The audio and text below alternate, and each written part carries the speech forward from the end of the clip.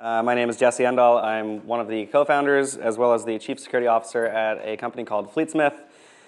We make a modern, secure device management product that automates pretty much everything you would care about with devices, whether that's automated patch management, security updates, configuration, etc. for all the different devices that Apple offers. Previously, I worked at Dropbox as first an IT engineer my first year there with some folks in this room. And then moved over to security engineering and was on that team for 2.5 years. And on security, infrastructure security, I focused on the corporate side and specifically a lot of endpoint. So a lot of Mac OS, but also Windows and Linux, hardening and detection. So kind of saw both sides of the coin in terms of what IT cares about, what security cares about, and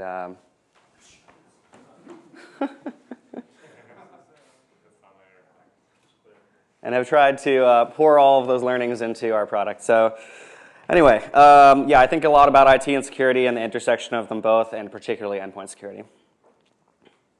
All right, so this is like hopefully an obvious answer for a lot of people in this room, but I would say it's not obvious to the world, and maybe historically not obvious to Apple why they should care about enterprise as a company with their roots in consumer, right? So I will say that Apple isn't the only company protecting consumers, right? That's obvious, but we should just state that. And then consumers obviously rely on services from a lot of other companies, a lot of other tech companies. And those companies, a lot of them, especially Silicon Valley companies, tend to use Mac OS as their operating system of choice, including for a lot of the engineers that are actually writing the code and running the services. So by helping these other companies protect themselves, Apple's actually extending the number of consumers in the world that are protected, potentially even beyond people who even use an Apple device like iOS or Mac OS, because even if someone's using a ride-sharing app and they're on Android, if all those Mac OS devices are being protected internally, that's actually going to help that company protect that user data. So just a quick kind of rundown of like all the different really impactful kind of like categories of companies that might rely on Mac OS, and how you can see the importance of protecting all these types of user data, right? Things like where you are, where you've been, and when on ride sharing, right? Payment processing, your purchase history, modern hospitality, like where you're staying physically, where you're sleeping, where you will be sleeping in a few weeks if you're traveling, file sync and storage. There's everything from sensitive photos to tax documents, social security numbers, really important data to protect there as well. And of course, social networking. We all know the election stuff and various foreign nations trying to interfere.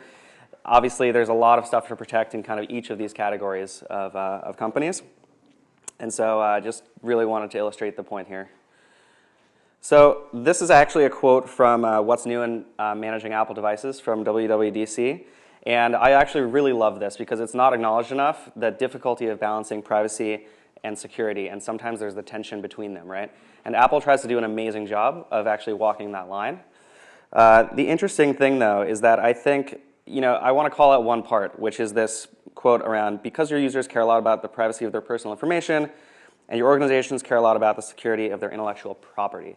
So this was actually, part of this quote in this talk. And while that's true, I want to call out that while the companies in the categories that I just listed on the previous slide do care about intellectual property, what they actually care about much more, rightfully so, is protecting the user data, right? Because that's the stuff that is really critical and tells you where someone's been, where someone's sleeping, right? What they bought. And so I wanted to call out that subtle but important distinction here before we move forward. Okay, so I actually think that while this is an incredibly important thing to think about, topic of discussion, the trade-offs between individual privacy and organizational security and the tensions there, it's actually only half of the story when it comes to enterprise security. So I want to bring in the other half of the story that was actually missing from that quote, which is protecting employee user data versus the customer user data. And so all the stuff I was highlighting on those previous slides was actually about protecting the customer data that those services are protecting. And that second category deserves just as much attention as the first. So if we take it as if we make the assumption that this is something worth doing, how can Apple actually help? Well, today it's unfortunately not possible for an organization to ensure that all the platform security protections that are built into macOS are actually enabled at all and configured to their highest secure mode, if that makes sense. And so the concrete technical changes that I'm going to suggest in this talk would actually allow companies to fully protect, fully enable all those platform security protections through things like configuration profiles or MDM commands. And so that's really what we're going to focus on today. And by allowing these settings to be configured to allow enterprises to manage them, that would actually improve the whole landscape and allow these companies to have improved hardening and detection capabilities in protecting against hackers who might be trying to gain access to that very sensitive customer data. So if we actually have this new mindset about how to think about the relationship of companies and Apple, all of a sudden this kind of like new way of looking at things emerges, and you can start to view it as a partnership where enterprises might be able to actually help Apple move the platform security forward faster. I'll give a concrete example, and I'll talk about it in more detail later. But with the new changes with notarization and Gatekeeper in Catalina, Apple has said in one of the talks at WWDC that in the future, all code that runs on macOS by default will be signed. And so what if there was a way for enterprises to actually flip a flag, maybe set a configuration profile that allows them to test that type of world today and help Apple actually uncover all the issues kind of in a beta phase and actually improve the user experience, not just for enterprises, but for all consumers, so that by the time it actually deploys as the default, it's battle hardened, right? And in contrast, enterprise can, sorry, I lost my place here. Yeah, so individual consumers win, because obviously if the enterprise is available to help with that beta testing process, then it's a win for everyone. It's a win for Apple, it's a win for the companies protecting that data, and it's a win for consumers using those services. So this is another quote from the Advances in macOS Security talk at WWDC. And I wanted to call out a specific line in this talk, which is that there's no single technology or feature that can deliver perfect security alone.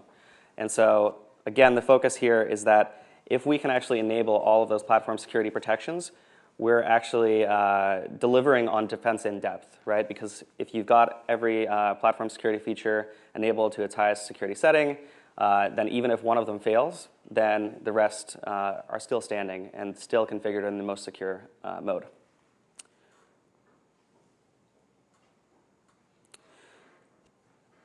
So we need to make sure that every layer in that platform security stack is configured securely.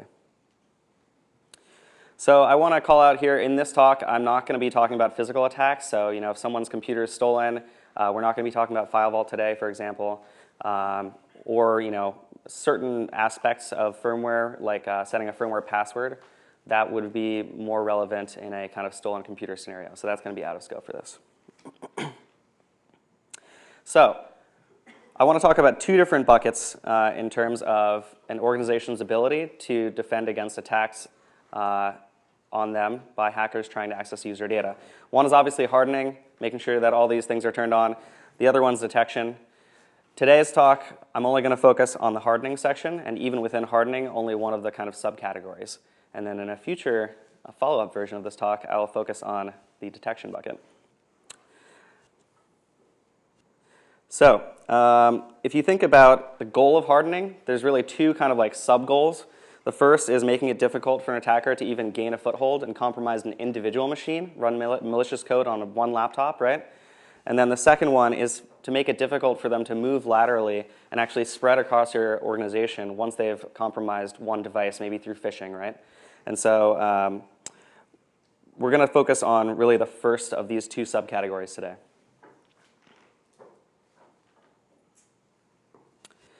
So as I mentioned earlier, I kind of foreshadowed this part, but notarization is an amazing change. Apple's really raising the bar here. Historically, Gatekeeper has only protected you on first run and on GUI apps, generally speaking, like things that are .apps or app bundles. Whereas in Catalina, it's actually going to protect against both regular apps as well as binaries, like raw binaries, like command line tools. And it will actually protect on every run, not just the initial run. So it's a huge improvement. And I'm super excited about this improvement in the platform security. And as I mentioned earlier, this will be the default in a future version. So there's amazing progress. I would highly recommend checking out all the security talks from WWDC and the device management one. But even though there's been tons of progress and tons of traction, there's still a lot of work to do, which is what we're going to talk about today. So if you think about platform security, it's those layers in the defense in depth cake, if you will. And so if we kind of start from the lowest level and work up, this is really what the landscape looks like. You've got firmware updates, secure boot now with the T2, notarization, Gatekeeper, Xprotect, system integrity protection, and then of course major OS upgrades that include security patches, the one-off security updates that aren't part of the major or .release updates, and of course enforcing those system preferences around automatic software updates and Xprotect definition updates. So a lot of stuff to cover here. We won't get through all of them today. There will be more in the future. Okay, so let's kick it off here. So firmware updates. Basically, I've broken this down for each one of these features in the platform security defense in-depth layer cake into these two categories. Whether it's possible to report on the status of this feature through MDM, and whether it's possible to enforce it. So I'll just let everyone read this. I'm just not going to read every slide here. I'll just pause for a good 10 seconds or so.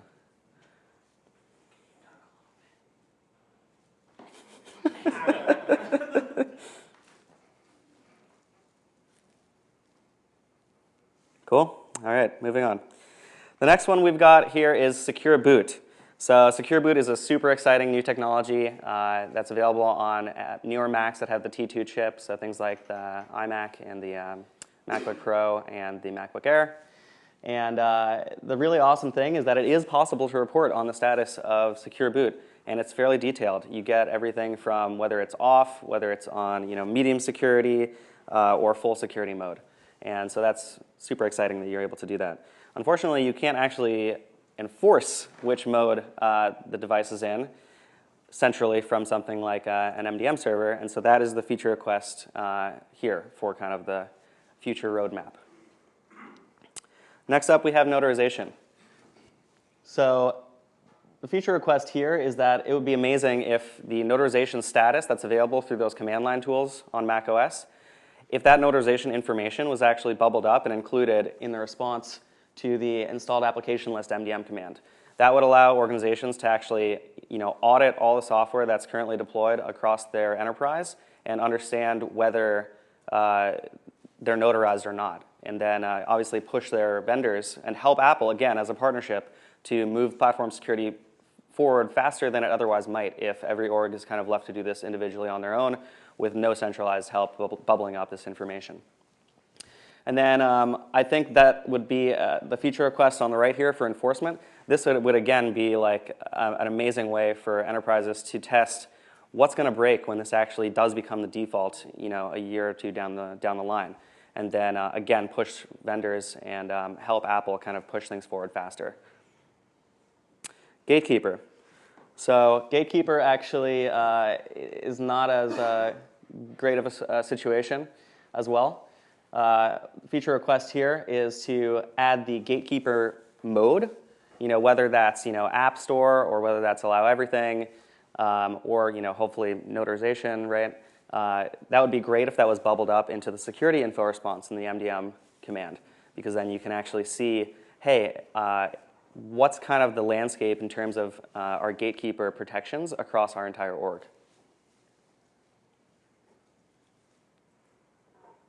All right, Xprotect. So for those not familiar with Xprotect, this is kind of the built-in antivirus in macOS. And so it uses signatures as well as YARA rules. YARA rules are basically something that Google created to do malware identification. So it's not as simple as just a simple signature match. It actually looks at behavior of malware so that even if it slightly changes its behavior on every run, YAR rules in theory should still be able to detect it and shut it down. And that actually works in tandem with another tool that I don't talk about in this prezo called the malware removal tool, which then automatically removes certain malware from macOS. So XProtect is really cool, but there's not a lot of information out there on exactly how the definitions get updated. And it turns out that it actually is controlled by this little flag within the software update plist. So if you open up system preferences, and you go to software update, and you look at the very last checkbox in the list, you'll see it says install system data updates and security updates or something like that. That's the thing that actually controls XProtect updates. And unfortunately, there is no way to actually enforce that value through something like a configuration profile because it doesn't use CFprefs. And CFprefs is what actually has to be used in order for a mobile config or configuration profile to affect that system value. So it'd be amazing to actually see this be something you can manage through a config profile. XProtect continued.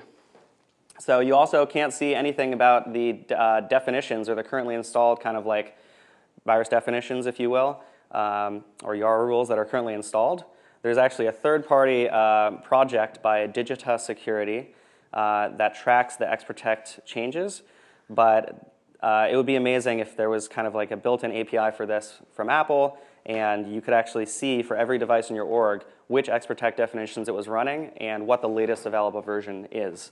And then, of course, enforce that it gets installed. So the enforcement situation is slightly better. You can enforce the Gatekeeper policy, but you can't enforce the actual definition updates through MDM or configuration profile. All right, system integrity protection. The story is pretty good on the reporting side. You can see whether it's enabled or disabled in the response to the security info command.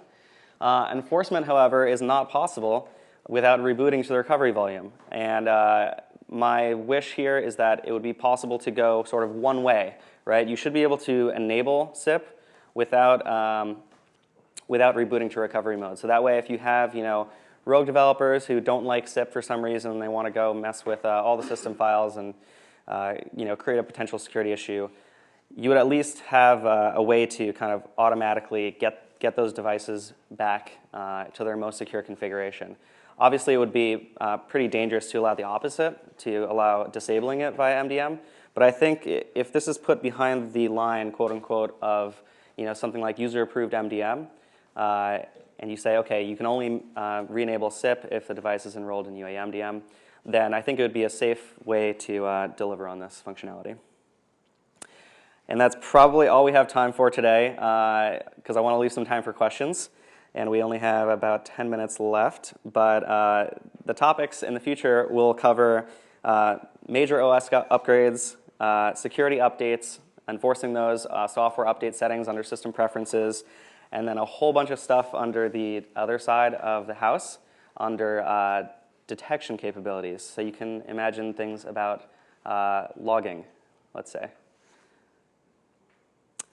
And now I want to open it up for questions, and yeah, I guess take it from here.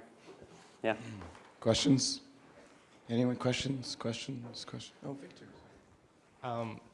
For something like major OS upgrades, what would be your envisioned user experience for an end user who is being forced by the MDM to upgrade? Like, how would you present that to them? That's a great question. I actually have a whole answer written out. I had to cut a bunch of stuff from this.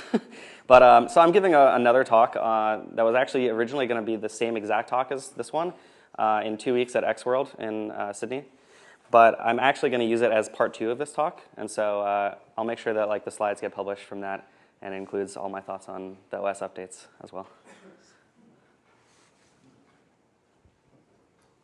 Hi, thank you. Have you and have all of we submitted radars for these feature requests? No, thank you for mentioning that. So I was actually going to create all these radars myself in advance of this talk, but then I realized that I would rather solicit feedback from this room on whether these things actually deserve radars. Like, are these things that actually people think matter?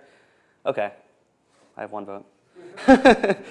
Yeah, I guess show of hands, like, do you think that we should submit radars for these?